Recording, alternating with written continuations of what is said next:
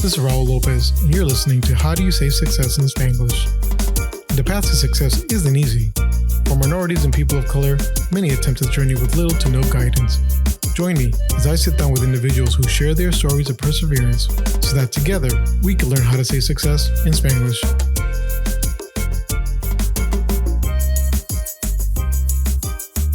What's good, mi gente?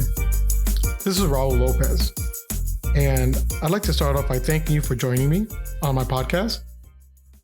I wanted to take an opportunity to kind of introduce myself and explain why I wanted to create this podcast. This is my first time recording, so please bear with me. Things might be a little rough, but I guess to start off, I was born in 1982 in Lima, Peru. A few years after I was born, my parents came to this country and we lived pretty much the rest of our time here so far in Pawtucket, Rhode Island. So for those who don't know much about Rhode Island, let alone Pawtucket, Pawtucket is not the greatest place to live in. It's very low income urban.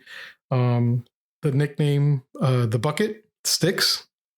So, despite all that, we tried our best. We were undocumented immigrants for some time, but my dad was, for people who grew up as immigrants, hardworking, kept his head down, expected us to do the same. And for my sister and I, his focus for us was college. My parents really emphasized the idea that we needed to do good in school and go to college to be and do better than they did. They sacrificed everything to leave Peru and come here for us, and they wanted us to succeed and become better than them. And early on, that didn't work out well for me. I was a terror, to say the least. I don't really know how I accomplished it, but I was held back in first grade and had to repeat it. Don't know if it's a mixture of ADHD or, a language barrier or what it was, but I didn't do very well in school starting off.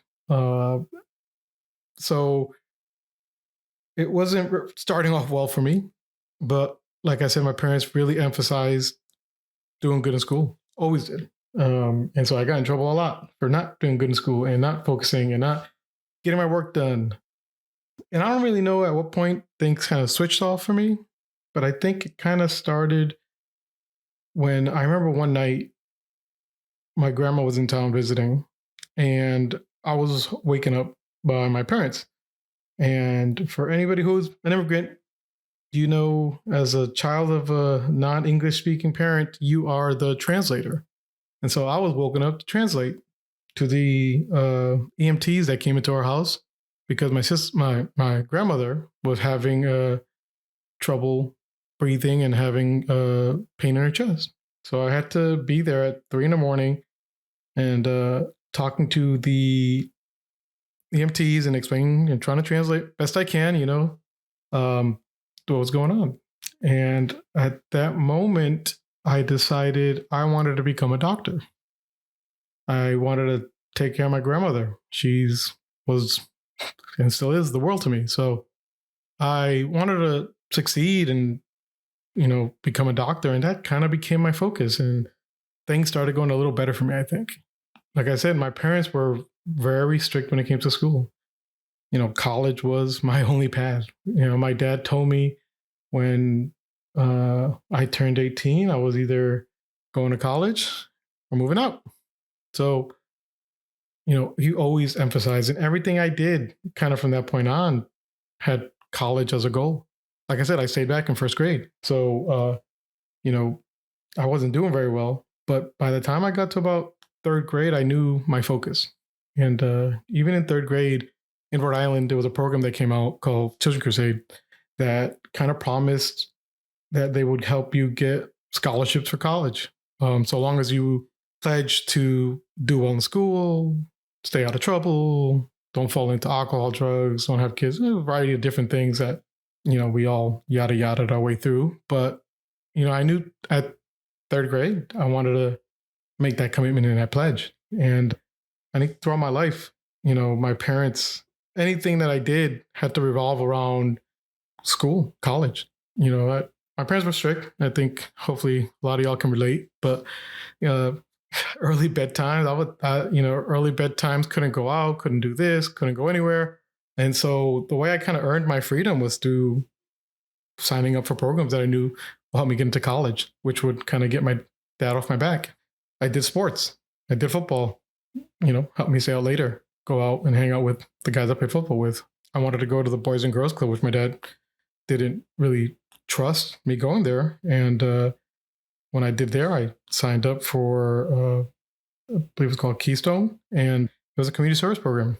And I told them if I signed up for that program, it would help me get into college. And it did. I even got a few scholarships off of it, and when I was in high school, I signed up for Upward Bound. It's a trio program that kind of put kids, we took Saturday classes, and in the summer we spent time on campus. We lived on campus and took summer classes to prepare for school. I think that was one of the best valuable resources for me to even get into college. So through all that work, that push, that guidance from my parents to kind of keep me on track and on path and forcing me to kind of always focus on what I needed to do to go to college, I did well on my SATs. I don't think I was great on my SATs, but I did well enough that my dad got that paper, and he, when that paper came in the mail, he ran and jumped in my bed and woke me up, and he was excited, and he was just screaming, "You're going to go to college. You're going to go to college." He was so excited. And I think at that point for him, it kind of felt like, he got me here. I applied to different schools, and I got into every school I applied to pretty much. I ended up going to Boston University. So I graduated, and all the excitement and the celebration for that. And I was ready to go to college. I was going to become a doctor. I was going to go and become a cardiologist because I wanted to help my grandmother, my dream that I had since I was a little kid. My one focus, everything I did in high school and all the extra science classes I took to prepare myself and get me ready to become a doctor, to go to school and become pre-med. And I was chemistry pre-med my freshman year. And to say my first semester was a train wreck would make it sound easy. I mean, I was destroyed. My whole life in high school and stuff, I didn't really have to work hard to do good in school. It kind of just happened. School was easy. College was hard. College, I had to learn. I had to study. I never studied. I just knew. So I wasn't doing very well.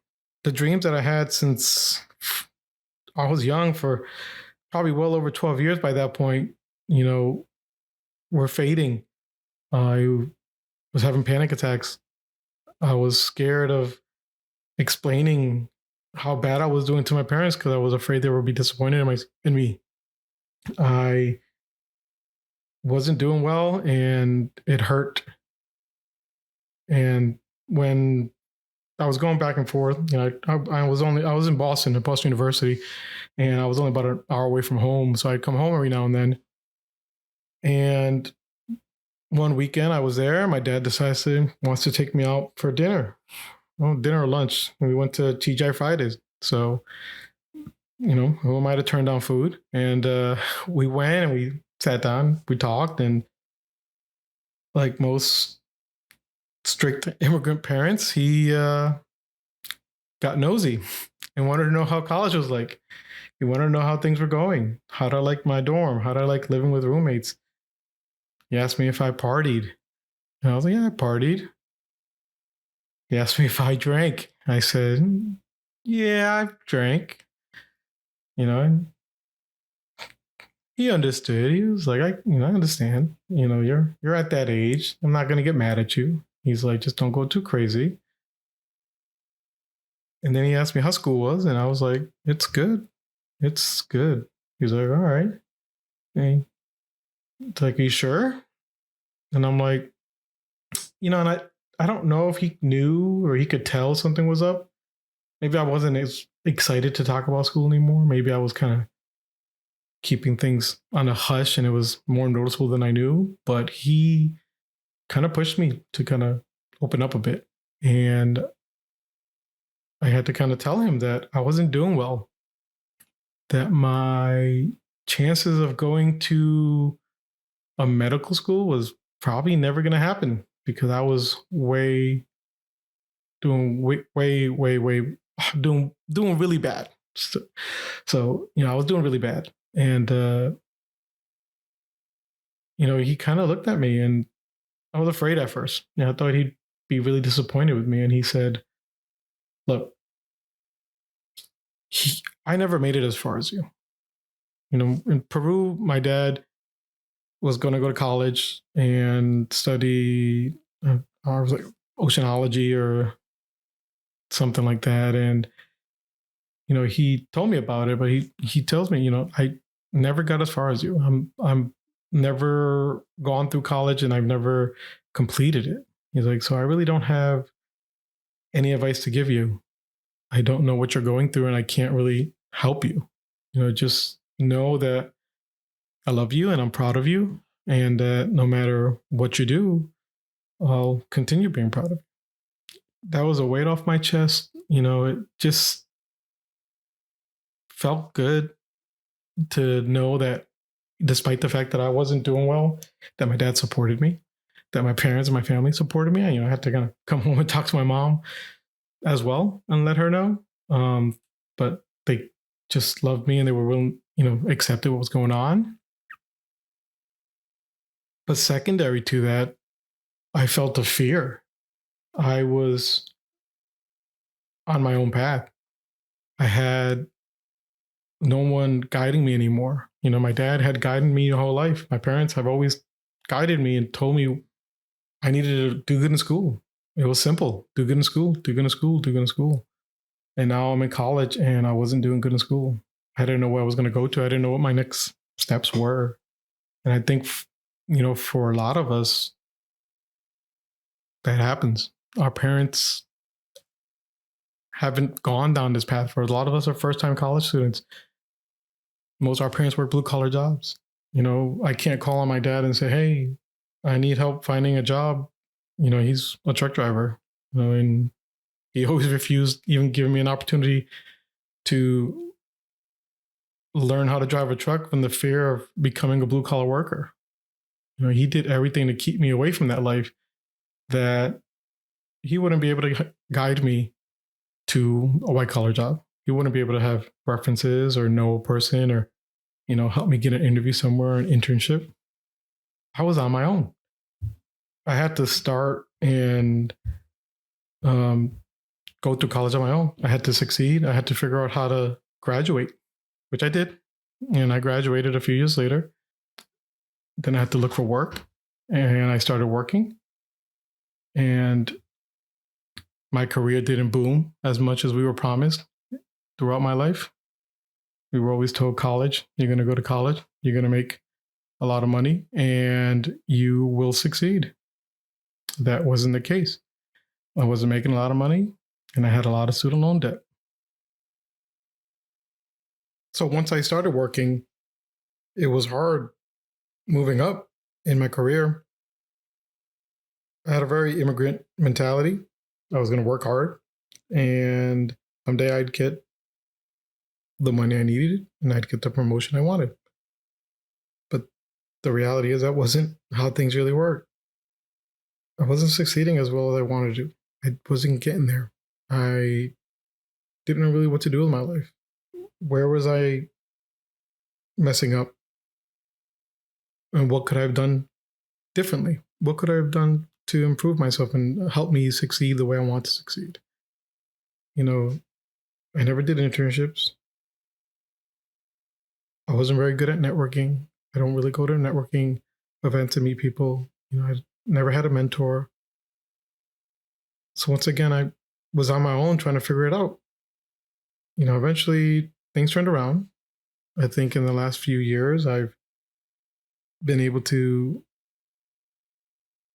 do much better in my career. I make over six figures. I own a nice house in the suburbs. I mow my lawn once a week. So from a poor little undocumented immigrant living in very low income area with the lifestyle we had, which was simple, and to be where I'm at, I can honestly say I feel like I've succeeded. I don't think I'm fully to the top of where I want to be, but man, it feels good to get where I'm at. And I noticed and I realized that there are other people like me. There's other people who are going through things for the first time or going through very unique and hard situations. I think for immigrants and Latinos and other people of color, we tend to sometimes be the first ones going through things. And I wanted to kind of give an opportunity to help guide us and give us some insight on what we could do to help us become more successful in whatever capacity that means. I know a lot of people. I've been blessed to have a fairly good network of friends now who have succeeded, who have been in similar situations as I, or who have come from different and similar backgrounds and have amassed success. And I wanted to kind of present their stories and introduce them and allow people to hear their success stories. And hopefully you can come away from this getting some insight on maybe some things that you could do to improve your success and make it through some of the hardship that you might be going through or some of the unknowns that you're working through. I'd like to be able to see this as being able to lay that yellow brick, one brick at a time, to get us on our path to Oz. With this podcast, I hope that we can add a little sazon to your recipe for success. And I hope that you'll continue to join us so that we can learn how to say success in Spanglish. Thank you.